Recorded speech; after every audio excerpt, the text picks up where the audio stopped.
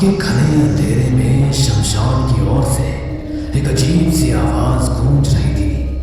वहां एक औरत काली साड़ी पहने अपना मुंह ढके हुए शमशान में एक चिता के सामने बैठी हुई थी। चिता की लपटें ऊंची उठ रही थी। वो औरत उस जलती चिता की राख को उठाकर कुछ अजीब सी क्रिया कर रही थी। औरत ने अपने हाथ में एक काली गुड़िया पकड़ी हुई थी। उसने उस गुड़िया को चिता में डाला और कुछ मंत्र पढ़ने लगी। चिता की लपटें औरत के चेहरे पर पड़ रही थी, लेकिन वो बिल्कुल भी नहीं जल रही थी। अचानक से हवा बदल गई और शमशान में एक अजीब सी हवा चलने लगी। उसने एक पके हुए घड़े में चिता की उस राख को डाला और उस पर किसी के सर के कुछ बाल और नाखून डालकर घड़े को एक कपड़े से बंद कर दिया। जाओ और खत्म कर दो उन्हें। निशा ने जैसे ही ऐसा कहा तो वो घड़ा हवा में उड़ता हुआ वहां से दक्षिणी दिशा की ओर चला गया और तभी उस घड़े के अंदर अपने आप आग की लपटें चलने लगी। वो बहुत तेजी से उड़ता हुआ एक घर की छत पर पहुंचा और तेज आवाज के साथ वहीं फूट कर गिर पड़ा। तभी उस घर में सो रहे गिरीश की अचानक बड़ी ही बेचैनी से नींद खुल गई। उसने महसूस किया कि उसका दिल तेजी से धड़क रहा है और उसके शरीर में एक अजीब सी बेचैनी हो रही है। ये इतनी तेज आवाज किस चीज की थी? कहीं छत पर कोई चोर तो नहीं है? देखना पड़ेगा। वो जल्दी से अपने बिस्तर से उठ गया और अपने हाथ में एक लाठी लेकर अपने घर की छत पर गया। छत पर जाकर उसने देखा कि एक घड़ा टूटा हुआ पड़ा है और उसके अंदर से धुआं निकल रहा है। ये सब क्या है? हमारी छत पर ये टूटा हुआ घड़ा कहां से आया और इसके अंदर से ये धुआं कैसे निकल रहा है? जब गिरीश ने घड़े से धुआं निकलते हुए देखा तभी उस धुएं से एक बहुत ही भयानक राक्षस जैसी आकृति बन गई। वो आकृति इतनी भयानक थी कि गिरीश की आंखें फटी की फटी रह गई। उस राक्षस की आंखें लाल थी और उसके शरीर से आग की लपटें निकल रही थी। वो वहां से भागना चाहता था, लेकिन उसके पैर जमीन पर ही जैसे जम गए थे। वो नहीं हिल सका। तभी उस आकृति ने अपने हाथ गिरीश की ओर बढ़ाए, लेकिन इससे पहले कि वो कुछ कर पाता, वो भयानक आकृति जैसा धुआं तेजी से गिरीश की तरफ आया और उसके अंदर समा गया और गिरीश उसी वक्त वहां बेहोश होकर गिर पड़ा। कमरे में सो रही उसकी पत्नी अवनी की थोड़ी देर बाद जब आंख खुली तो उसने देखा कि गिरीश कमरे में नहीं है। उसने उसे पूरे घर में ढूंढा, लेकिन उसे वो कहीं नहीं मिला। तभी उसे छत से कुछ अजीब आवाज सुनाई दी। ये क्या हो रहा है? ये छत से कैसी अजीब सी आवाज आ रही है? गिरीश, तुम हो क्या? गिरीश! वो गिरीश को आवाज लगाती हुई जल्दी से छत पर गई और देखा कि गिरीश छत की ग्रिल के पास खड़ा हुआ है। वो उसके पास गई। गिरीश, तुम इतनी रात को छत पर क्या कर रहे हो? चलो मेरे साथ नीचे चलो। लेकिन गिरीश ने उसकी बात का कोई जवाब नहीं दिया। गिरीश, क्या हुआ तुम्हें? देखो इतनी रात को इस तरह छत पर खड़े हो ना, ठीक नहीं है। चलो नीचे चलते हैं। तभी गिरीश अवनी की ओर मुड़ा। उसका चेहरा अब एक भयानक राक्षस जैसा हो चुका था और उसकी आंखें बिल्कुल लाल थी। वो अवनी को देखकर बहुत ही भयानक तरीके से मुस्कुराया और मुस्कुराते हुए उसके मुंह से खून गिरने लगा। उसे इस तरह देखकर अवनी बुरी तरह डर से कांप गई। गिरीश, ये क्या हुआ तुम्हें? मम्मी, पापा! लेकिन इससे पहले कि अवनी कुछ और कह पाती, गिरीश ने उसे धक्का देकर छत से नीचे फेंक दिया। नीचे गिरते ही अवनी की मौत हो गई और अवनी की उस आखिरी चीख के साथ ही सब कुछ बिल्कुल शांत हो गया। अगले दिन सुबह पुलिस अवनी की मौत की जांच करने आई। उन्होंने घर के सभी सदस्यों से पूछताछ की और घटनास्थल का निरीक्षण किया, लेकिन उन्हें अवनी की मौत के पीछे किसी के खिलाफ कोई सबूत नहीं मिला। हमें कोई सबूत नहीं मिला जो इस बात की पुष्टि करे कि अवनी की मौत में किसी और का हाथ है। इसलिए हमें लगता है कि आपकी बहू ने आत्महत्या की है। ये कैसे संभव है? अवनी कभी आत्महत्या नहीं कर सकती। वो तो एक बहुत ही खुशमिजाज लड़की थी। हमें पता है कि अवनी की मौत में कुछ गड़बड़ है, लेकिन पुलिस को कोई सबूत नहीं मिला, इसलिए हम कुछ नहीं कर सकते। उसी दिन से गिरीश की हालत और ज्यादा खराब हो गई। वो अकेले अपने कमरे में दीवारों पर अपना सर पटकता और अपने नाखूनों से दीवारों को खरोंचता और अपनी उंगलियों का मांस खाने लगता। उसकी हालत देखकर उसके माता पिता का भी अब चिंता से बुरा हाल हो चुका था। वो जितनी बार गिरीश को रोकने की कोशिश करते तो वो उन्हें भी नुकसान पहुंचाने लगता। न जाने हमारे घर को किसकी नजर लग गई है। पहले बहू और अब गिरीश को न जाने क्या हो गया है। गिरीश के मम्मी पापा उससे बहुत बार बात करने की कोशिश करते, लेकिन गिरीश कुछ नहीं बोलता। वो बस अपने कमरे में बंद रहता और अपने सर को दीवारों पर पटकता रहता। शुभा और राजेंद्र को लगा कि अवनी की मौत की वजह से गिरीश की मानसिक हालत बहुत खराब हो गई है, इसलिए उन्होंने कुछ समय के लिए उसे मेंटल असाइलम भेजने के बारे में सोचा। तभी उसी रात के लगभग 2 बज रहे थे। गिरीश चुपचाप अपने मम्मी पापा के कमरे में गया। वो दोनों गहरी नींद में सोए हुए थे। गिरीश अपनी माँ शोभा के पास जाकर खड़ा हो गया और कमरे में रखे तकिए से अपनी माँ के मुंह को दबा दिया। शोभा अचानक से मदद के लिए छटपटाई, लेकिन गहरी नींद में राजेंद्र की आंख नहीं खुली। गिरीश ने तकिए को मजबूती से दबाए रखा। शोभा की सांसें धीरे धीरे कम होने लगी। उसका शरीर अकड़ने लगा और फिर अचानक से शांत हो गया। गिरीश ने तकिए को हटाया और अपनी माँ के शव को देखा। उसके मृत शरीर को देखकर उसके चेहरे पर एक शैतानी हंसी छा गई। वो भयानक तरीके से मुस्कुराता हुआ अपने कमरे में चला गया और फिर से अपने सर को दीवार पर पटकने लगा। अगले दिन जब गिरीश के पापा की आंख खुली तो उन्होंने शोभा को जगाने के लिए आवाज लगाई, लेकिन कोई जवाब नहीं मिला। हर रोज तो शोभा मुझसे पहले उठ जाती है, तो फिर आज क्या हो गया? तुम्हारी तबीयत तो ठीक है ना शोभा? शोभा? इस बार भी उन्हें कोई जवाब नहीं मिला, तो उन्होंने शोभा को जगाने के लिए उसे सहलाया, लेकिन शोभा का शरीर बिल्कुल ठंडा पड़ चुका था। राजेंद्र ने उसकी नब्ज को देखा तो वो बंद हो चुकी थी। अपनी पत्नी के जाने का उसे गहरा सदमा लगा और वो जोर जोर से रोते हुए चिल्लाने लगा, शोभा, शोभा, शोभा। उसके चिल्लाने की आवाज इतनी तेज थी कि आसपास के पड़ोसी भी उसके चिल्लाने की आवाज सुनकर उनके घर आ गए, लेकिन गिरीश अपने कमरे से बाहर नहीं निकला। वो अभी भी अपने कमरे में अपने सर को दीवार से पीट रहा था। पड़ोसियों ने जब शोभा के मृत शरीर को देखा तो जल्दी से पुलिस को कॉल करके वहां बुला लिया। हवलदार, सब चीजों की अच्छी तरह से तलाशी लो, कोई भी सुराग छूटना नहीं चाहिए। सर, आपको ये कुछ अजीब नहीं लग रहा? इनके घर में पिछली अमावस्या को इनकी बहू की मौत हो गई और कल रात अमावस्या को इनकी माँ चल बसी। आप मानो या ना मानो, लेकिन मुझे तो ये कोई भूत प्रेत का चक्कर लगता है। अच्छा, तो क्या लिखा रिपोर्ट में कि एक आत्मा इसे मारने आई और इसे मार कर चली गई? चुप रहो तुम और फॉरेंसिक को बोलो कि जल्दी से इसकी पोस्टमार्टम रिपोर्ट मुझे भेजे। पुलिस को शोभा की पोस्टमार्टम रिपोर्ट मिली। रिपोर्ट में बताया गया था कि शोभा की मौत दम घुटने की वजह से हुई है। पुलिस को अब शक होने लगा कि शोभा की मौत एक दुर्भाग्यपूर्ण घटना नहीं बल्कि एक हत्या है। पुलिस ने जांच शुरू की और गिरीश के घर पहुंची।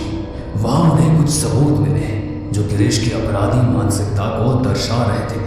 पुलिस ने गिरीश से पूछताछ करने का फैसला किया।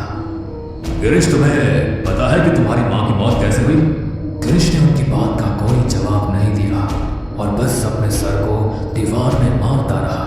पुलिस ने कई देर तक उससे पूछताछ करने की कोशिश की, लेकिन उसने उनकी किसी भी बात का कोई जवाब नहीं दिया। पुलिस को उनके घर के गिरीश के खिलाफ कुछ सबूत मिले। उन्होंने उसे गिरफ्तार कर लिया और थाने में ले गए, लेकिन वहां भी गिरीश अपने सर को दीवार में पटकता रहा और अपने नाखूनों से दीवार को खरोंचता रहा। मुझे तो ये कोई साइको लगता है, इसे यहाँ रखना बाकी कैदियों के लिए खतरा बन सकता है। एक काम करो, इसे मेंटल असाइलम भेज दो। दिन रात दीवार में सर पटक पटक कर इसने हमारे सर में दर्द कर दिया है। पुलिस ने गिरीश को मेंटल असाइलम भेजने का फैसला किया ताकि उसकी मानसिक हालत का इलाज कराया जा सके, लेकिन वहां पर जाने के बाद भी उसकी हालत में कोई सुधार नहीं आया। कई बार उसने उसे दवाई देने आए वार्ड बॉय पर भी हमला करने की कोशिश की, जिस वजह से अब दरवाजे के नीचे से ही उसे खाना दे दिया जाता है और उसी के अंदर उसकी दवाई मिला दी जाती।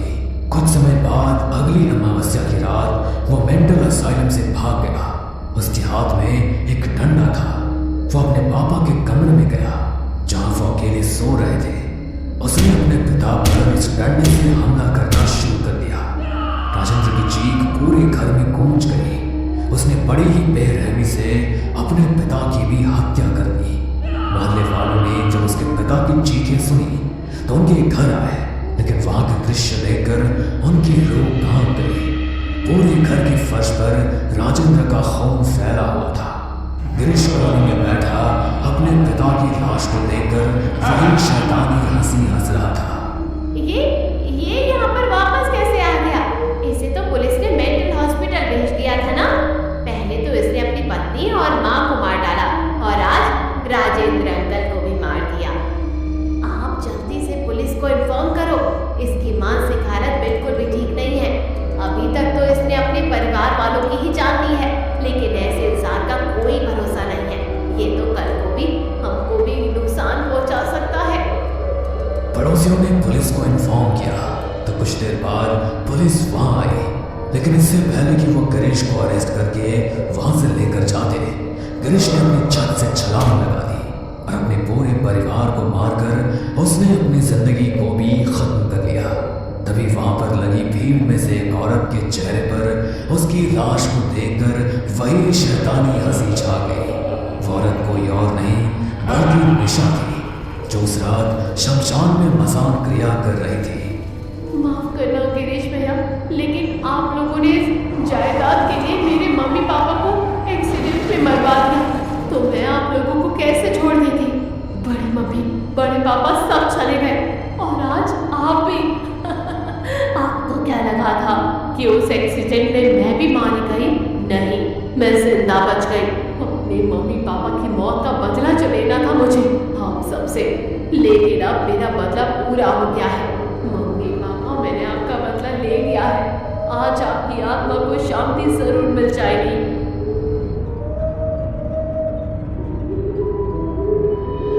आधी रात का वक्त था। रात का काला अंधेरा चारों ओर फैला हुआ था।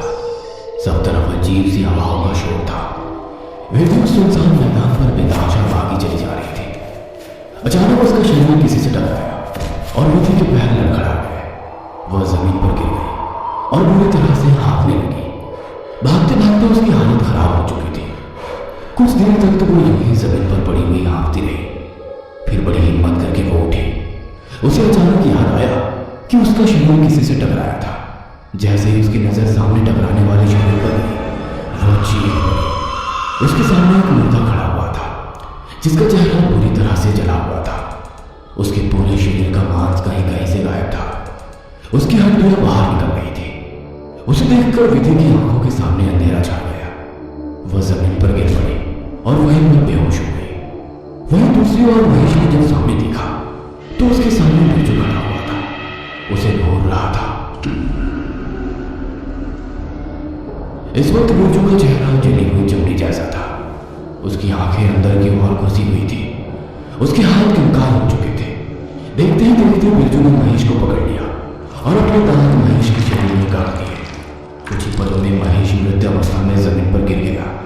ये देखकर राजू की चीख निकल गई।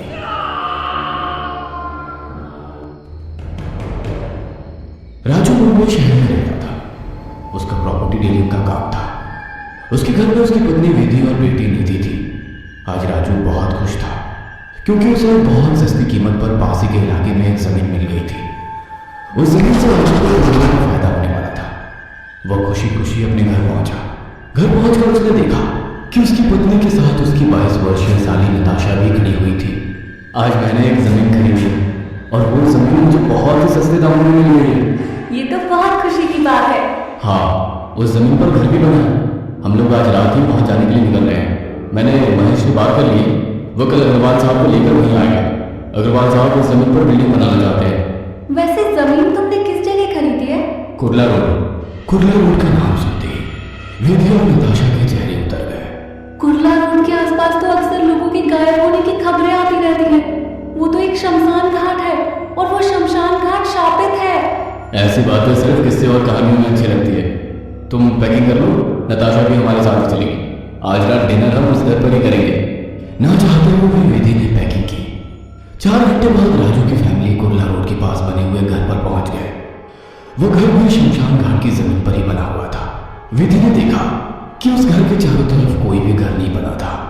वहां पर एक अजीब सी मनहूसियत छाई हुई थी। रात हो चुकी थी। तुम सब क्या बाहर ही खड़े रहोगे? राजू, तुम्हें क्या हो गया है? तुम्हें इस इलाके की मनहूसियत दिखाई नहीं देती? अरे बाबा, मनहूसियत कुछ नहीं होती है। अब दरवाजा भी खोलो। मैं चाहता हूँ इस दरवाजे को तुम ही खोलो। विधि ने जैसे ही दरवाजा खोला तो सामने खड़े हुए व्यक्ति को देखकर वो चीख पड़ी। वो देखो, घर के अंदर कोई खड़ा है। सामने खड़े हुए व्यक्ति को देखकर एक बार तो नताशा भी डर गई। उसने देखा एक दुबला पतला व्यक्ति जिसकी आंखें अंदर की ओर घुसी हुई थी। वो खड़ा हुआ उन्हें घूरे जा रहा था। उसके शरीर को देखकर ऐसा लगता था जैसे कि मांस उसके शरीर में था ही नहीं। कौन हो तुम और इस घर के अंदर क्या कर रहे हो? मेरा नाम गुरजी है साहब। मुझे बताया गया था कि आप लोग यहाँ आने वाले हैं, इसलिए साफ सफाई के लिए यहाँ पर आया था। मुझे इस घर के पुराने मालिक ने भेजा है। अच्छा, तुम्हें महेश ने भेजा है। ठीक है, अब तुम जाओ। अगर आपको किसी भी चीज की जरूरत पड़ी तो आप मुझे बुला लेना साहब। हाँ हाँ ठीक है, अब तुम जाओ। राजू के कहने पर बिरजू वहां से चुपचाप चला गया। नताशा विधि और उसकी बेटी निधि बिरजू को देखकर बेहद डर गई थी। रात का खाना खाकर सब लोग सो गए, लेकिन विधि की आंखों से नींद कोसों दूर थी।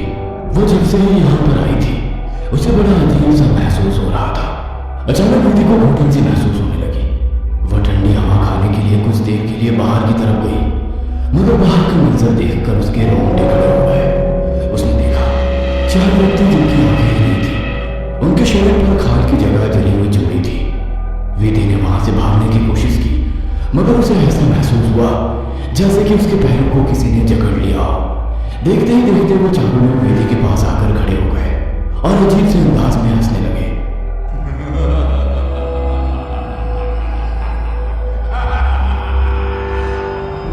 विधि के शरीर में खून जम सा गया था।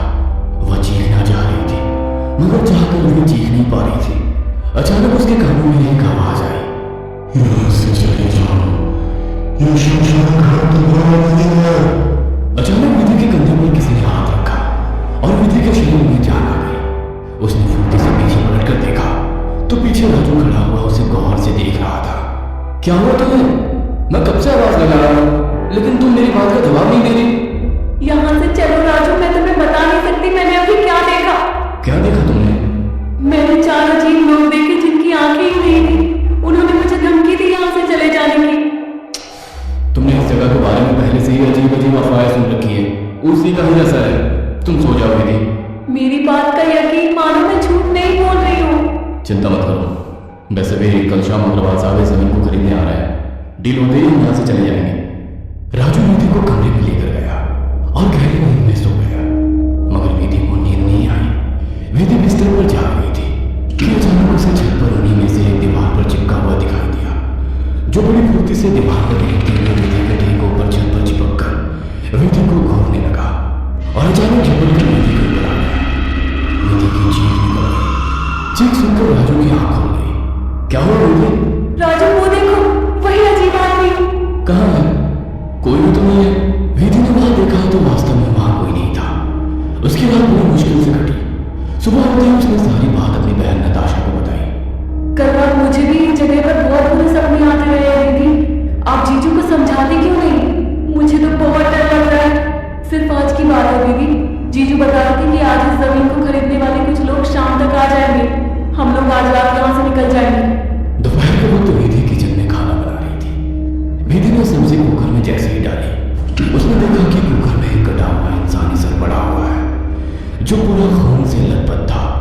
वो कटियावा सिंह विधि को देखकर हंस रहा था।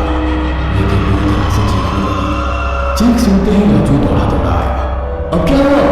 राजू देखो, ये कुकर में किसी का कटा हुआ सर पड़ा हुआ है। इसमें तो सब्जी है, सब्जी के अलावा कुछ नहीं है। विधि ने जैसे ही देखा तो कुकर में कुछ भी नहीं था। मेरी बात का यकीन मानो राजू, मैंने अपनी आंखों से देखा है। विधि बस बहुत हो गया, अब तुम मुझे गुस्सा दिला रही हो। मैं झूठ नहीं बोल रही थी राजू। बस करो विधि, कुछ घंटों की बात और है, अग्रवाल साहब यहाँ पहुंच जाएंगे। इतना कहकर राजू गुस्से से वहां से चला गया। डरी सहमी विधि वहां खड़ी रही। रात के 8 बज चुके थे कि तभी एक कार आकर उसके दरवाजे पर रुकी और उसमें से एक व्यक्ति डरता हुआ निकलकर राजू की ओर आ गया। राजू उसे जानता था, वो महेश था। अंदर जाकर महेश सोफे पर बैठ गया। राजू ने देखा महेश बेहद डरा हुआ था। अग्रवाल साहब नहीं आए? दरअसल अग्रवाल साहब ने यहाँ बिल्डिंग बनाने का इरादा कैंसिल कर दिया है। लेकिन क्यों? कल ही तो मेरी उनसे बात हुई थी। राजू, मैं अपनी इस जमीन को बेचना नहीं चाहता था और मैंने तुमसे इस जमीन को खरीदने के लिए मना किया था। मैंने बताया था तुम्हें कि यहाँ के बारे में तरह तरह की अफवाहें मशहूर है, लेकिन तुम नहीं माने। हाँ, क्योंकि मैं इन बकवास बातों को नहीं मानता। अगर अग्रवाल साहब ने मना कर दिया है तो मेरे पास बहुत सा ऑप्शन है। अग्रवाल साहब ने तो कोई और बिल्डिंग बनाया। वैसे तुमने इतनी जल्दी इस मकान की साफ सफाई कैसे कर ली? जब मैंने ये मकान बनाया था तो सिर्फ कुछ ही दिन रुका था, क्योंकि यहाँ मेरी पत्नी हमेशा डरी डरी से रहती थी। अरे तुमने ही तो अपना नौकर भेजा था ना, ओ बिरजू, उसी ने साफ सफाई की है। राजू की बात सुनकर महेश का चेहरा डर से पीला पड़ गया और उसने हकलाते हुए कहा, मैंने तो कोई नौकर नहीं भेजी थी राजू, इस मकान की चाबियां तुम्हारे पास ही थी। ये कैसी बातें कर रहे हो तुम? मैंने खुद अपनी आंखों से तुम्हारे नौकर को देखा था और वो पतला दुबला सा था और उसकी आंखें भी अंदर की ओर घुसी हुई थी। राजू की बात सुनकर महेश उठकर खड़ा हो गया और वो तुरंत दरवाजे की ओर भागा। राजू ने गुस्से में महेश से कहा, मेरी बात का जवाब तो देते जाओ। अरे अगर तुमने किसी को नहीं भेजा था तो वो मकान का दरवाजा पहले से कैसे खुला हुआ था? कौन था वो? राजू की बात सुनकर महेश के चलते हुए कदम अचानक रुक गए और उसने डरे हुए अंदाज में राजू की ओर देखकर कहा, बिरजू बहुत सालों पहले हमारे घर का नौकर था। उसकी मौत यहीं पर अजीब परिस्थितियों में हुई थी और उसे इसी शमशान घाट में हमने जला दिया था और हम उसी रात छोड़कर चले गए थे। अचानक राजू का चेहरा डर से पीला पड़ गया और उसने चिल्लाकर कहा, महेश, तुम्हारे सामने तो तुम्हारा नौकर ही खड़ा है। जैसे ही महेश ने सामने देखा तो उसके सामने बिरजू खड़ा हुआ उसे घूर रहा था। इस वक्त बिरजू का चेहरा जली हुई चमड़ी जैसा था। उसकी आंख अंदर की ओर घुसी हुई थी, उसके हाथ कंकाल हो चुके थे। देखते ही देखते बिरजू ने महेश को पकड़ लिया और अपने दांत महेश के शरीर में गड़ा दिए। कुछ ही पलों में महेश मृत अवस्था में जमीन पर गिर गया। यह देखकर राजू की चीख निकल गई।